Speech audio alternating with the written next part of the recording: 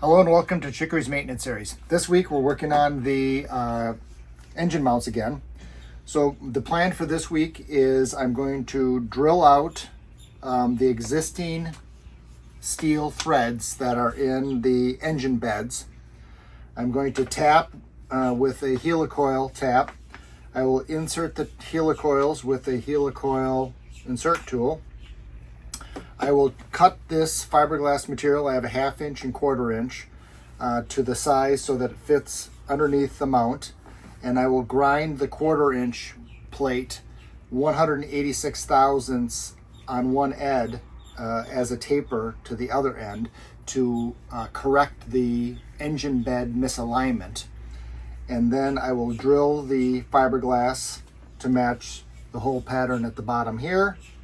And then I will use grade 8 bolts to bolt the mount to the engine bed with the engine frame member installed at the exact height.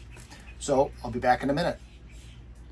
Okay, so the first thing I need to do is drill out these two holes with a 17/32 inch drill bit. And I'm really only drilling out the threads from the previous bolt, so it shouldn't be that bad. I say that, but we'll see.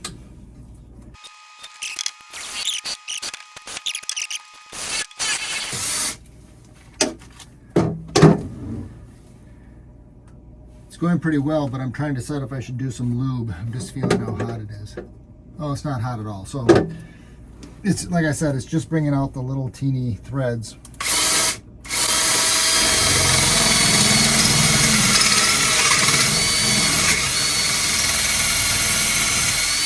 And there I'm down into the core.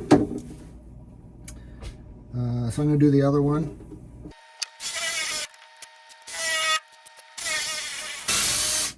Okay.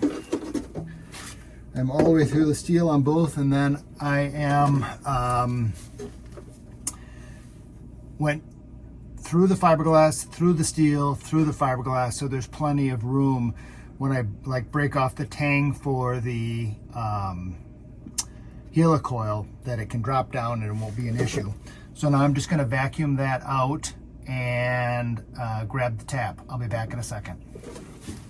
Okay, so I vacuumed everything up and I sprayed some oil in the holes for preparation for tapping. So I'm just going to show you the tapping process now. I'm going to move the camera. So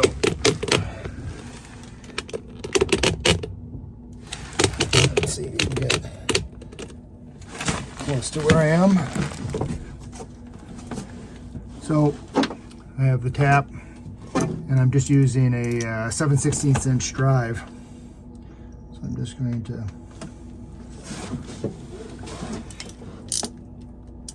start the process.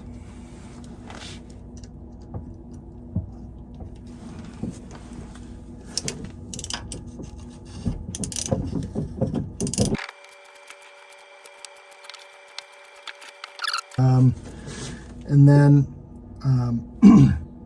I'm starting to feel quite a bit of resistance right now, so I'm going to reverse it and break the chips out.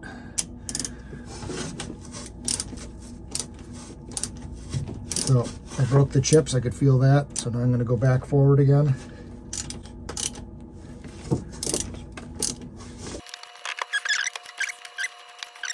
I'm just going to pull this out and see where we are.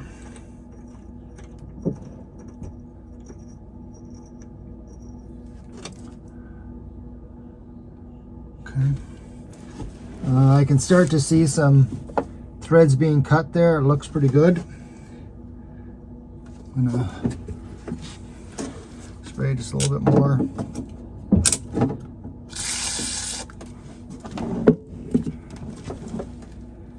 Put this back in.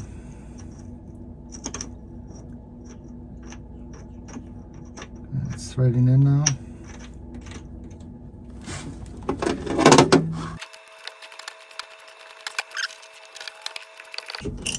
Yeah, I would definitely say it's nice clean threads right now. So I'm going to back this out.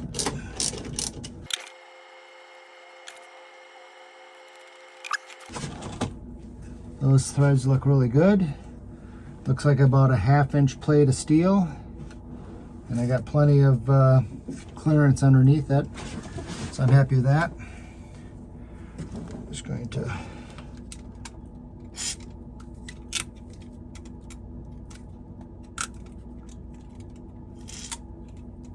clean the tap off just a little bit, and then go into this next hole.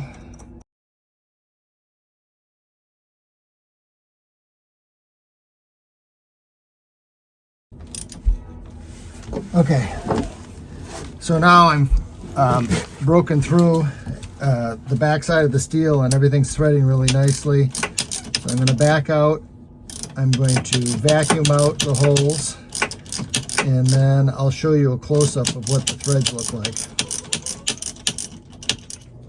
Okay, so now you can kind of see what the threads look like through the steel. You can see there's probably like, I don't know, a 1/16 or an 1/8 of fiberglass on top of the 1/2 inch piece of plate of steel, and then below that there's some more fiberglass, and then I assume there's some core in there somewhere.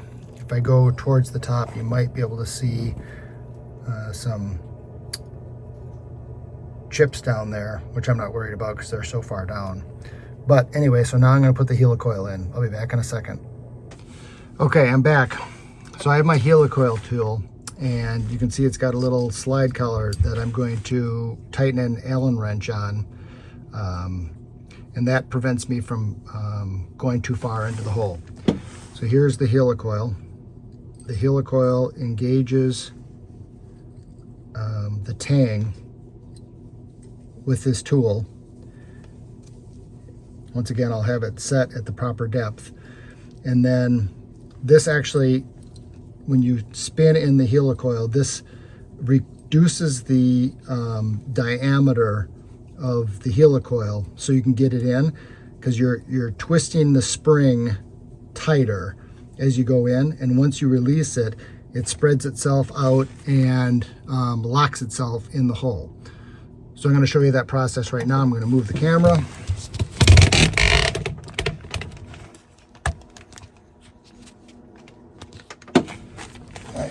Down here.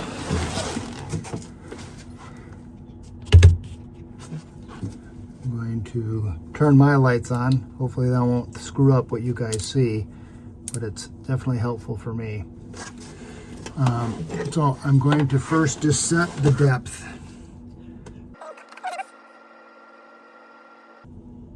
I might have to do it a little bit by hand because I actually want it to go further in than this. Because the fiberglass is on the top. So actually I'm probably not going to use this ring. I'm just going to start driving this in and do it by eye. So I'm starting to thread it in.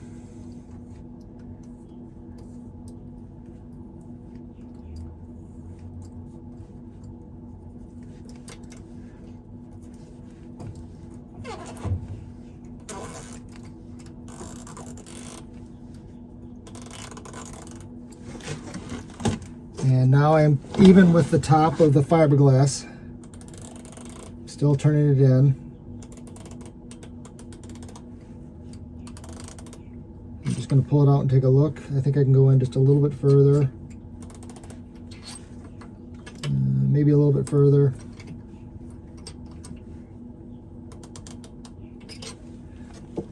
I am pretty happy with that. I think that looks good. I'm all the way through the steel and I'm all the way at the top. So the next thing to show you, if you're not aware, is on a helicoil. Let's see if I can get a close-up of this. I don't know, if you probably can't see that. But anyway, they've cut a little groove in there so this tang can be punched out easily, and you're just left with the thread. So that's the next step after this, but I'm going to put this one in first.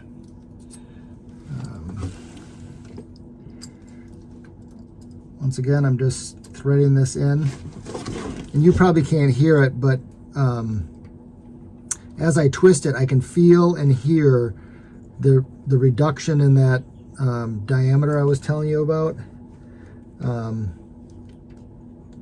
And I can hear it kind of locking against the steel. All right, I think that looks really, really great. So I'm going to show you now what they look like inside. Hang on one second. Okay, now you can see what the Helix coil looks like. And if I go up a little bit, you can see the tang. So I'm going to take that tang off right now. But you can see how amazing those threads look. And one of the things that someone asked about in the comments last time was, what does this do for the strength? Helix coils actually add strength to this mounting method. These are stronger than just tapping into regular mild steel. So my connection to the engine bed will actually be superior to what it was before.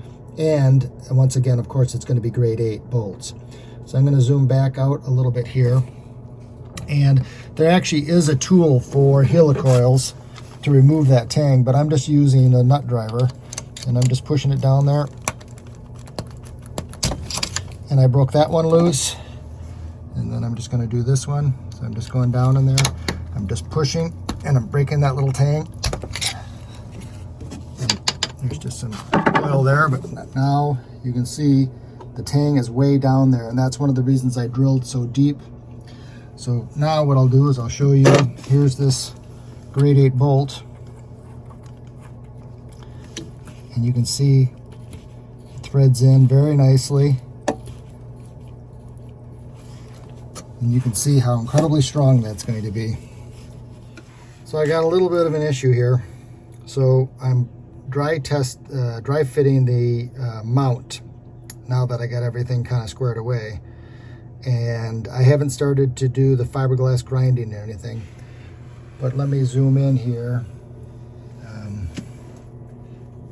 Take my light so you can see a little better. So you can see that the hole does not line up quite right with the mount. So what must have happened is when these were drilled at the factory, they were drilled just a teeny bit off. So I'm going to have to grind a little bit for some clearance. Not ideal, but it's not that far off. So I should be able to take a little bit off each side and be good. But something that was important to check before I went on to the next step. You can see here I have a Dremel tool set up with a burr. My Dremel has a wand on it, so it's a little bit easier to work with. And the burr is just used for grinding out some of that material that is getting in the way of the bolt. The mounts actually had a slight taper on them, so I was just taking off a little bit of the taper, and so that's all I'm doing right here. So you can see there how much I ground off. I just took a little bit off the inside. It had a little bit of a taper, and I removed the taper, and you can still see some of the old material, so I obviously didn't take a ton away. But now we'll test it and see how it fits. So after just a teeny bit of grinding, looks like it fits very well. So I'm going to start on the fiberglass end, and hopefully we can get this mounted. So now it's time to cut the fiberglass. So I'm just going to cut these the 1/2 inch and the 1/4 inch piece, and I'll be back with you in 1 second.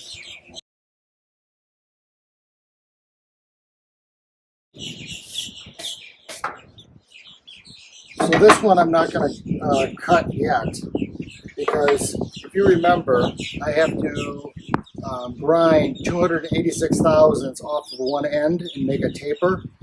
So I think it's going to be easier to do some grinding while I can hold it instead of just having the piece. So I'm going to clamp this down and grind it here.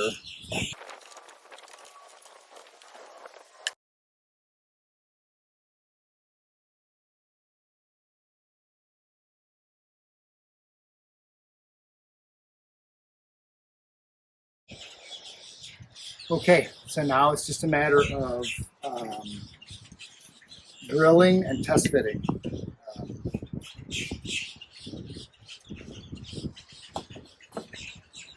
So, I don't know if you can see the taper. I'll show you closer down in the engine room, but I'll be back. Okay, so the final step is to drill the clearance holes for the bolts. I'm going to center this.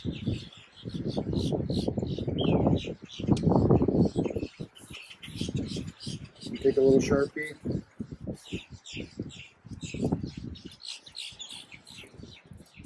The inside.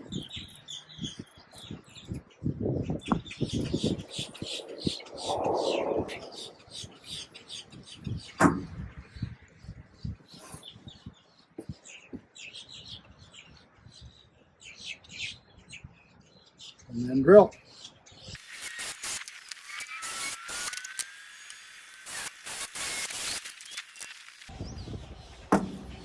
Okay, so now I'm just going to go down and test fit. Okay, so I'm test fitting, and what I'm measuring is I'm measuring from right here to the bottom side. So first I'm going to do the back, and I'm going to put that in there, and then I'm going to tighten down the thumb screw, and I've 2 inches 406 thousandths, if you can see that. So now I'm going to check on this side,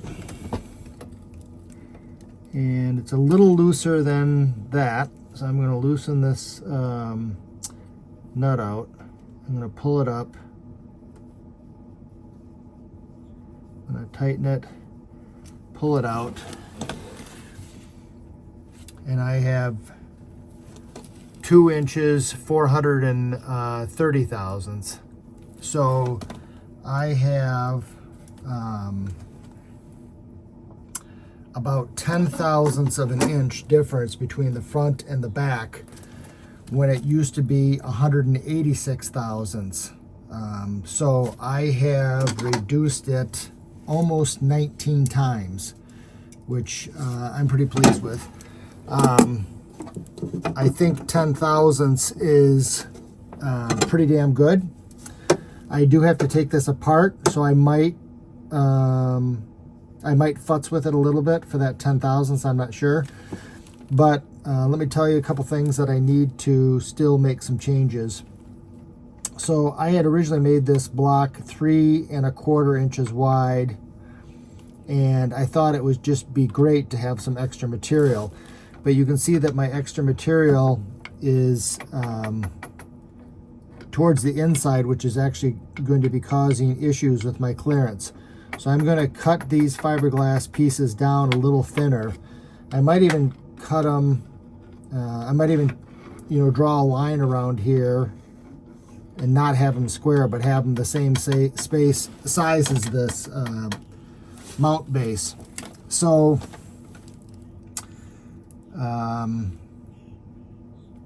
I want to work on that. I have to get new class 8 bolts. The ones I got, I guesstimated, and they're too long. But both class 8 1/2 inch 13 bolts are in place. The mount is temporarily mounted and everything. So this is basically how it's going to look. But I do need to do some more messing around. And that means that this messing around, whoops, sorry about that. This messing around is not going to happen. Oh, sure, that's bad too. This messing around is not going to happen in time for me to get a video up. So I'm going to say that this is it for this particular installment. I appreciate you hanging in with me. I appreciate you liking, commenting, viewing, and subscribing. Next week, or whenever I get to the next part, I will finish this piece up. But I think this method is working well. I'm happy about getting it so much closer. I think the mount can easily take 10 thousandths of an inch misalignment. And I think that this method is going to work very well of taking the engine member off along with the mount and doing everything we need, putting it back in at the exact same height. But for right now, I just need to mess around a little bit. And like I said, I can't finish it before Saturday. So I look forward to seeing you next time. Thanks.